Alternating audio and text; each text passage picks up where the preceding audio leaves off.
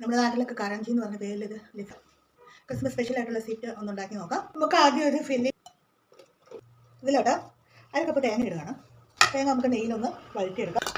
അരക്കപ്പ് റവ ഇട്ട് നെയ്യിൽ വഴറ്റാം. കുറച്ച് നട്ട്സ് ഇട്ട് കൊടുക്കുക. ഇതിലോട്ട് നമുക്ക് അരക്കപ്പ് തൊട്ട് 3/4 കപ്പ് വരെ നമുക്ക് മധുരം എത്ര വേണോ അതിനനുസരിച്ച് ചേർത്ത് കൊടുക്കാം. പഞ്ചസാര നമുക്ക് ഫ്ലേവറിന് വേണ്ടി ഇതിലോട്ട് ഏലക്കപ്പൊടി ചേർക്കാം.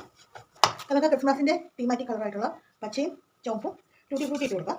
2 കപ്പ് മൈദ എടുത്തിട്ടുണ്ട്. അത് നമുക്കൊരു ഡോ ആക്കി കുഴച്ചെടുക്കാം. ടേസ്റ്റിന് 1 ഉപ്പ് 1 ടീസ്പൂൺ നെയ്യ് ചേർത്ത് കൊടുക്കണം. റൂം ടെമ്പറേച്ചറിലുള്ള പാൽ ചേർത്താണ് കുഴച്ചെടുക്കുന്നത്. ഡോ നന്നായി കുഴച്ച ശേഷം ഒന്ന് റെസ്റ്റ് ചെയ്യാൻ വെക്കാം. വെച്ചിരിക്കുകയായിരുന്നു. നമുക്ക് പൂരിയുടെ വലുപ്പത്തിലൊന്ന് പരത്തിയെടുക്കാം. ഷേപ്പ് ചെയ്യുക. ഫില്ലിങ് വെച്ച് റെഡിയാക്കാം.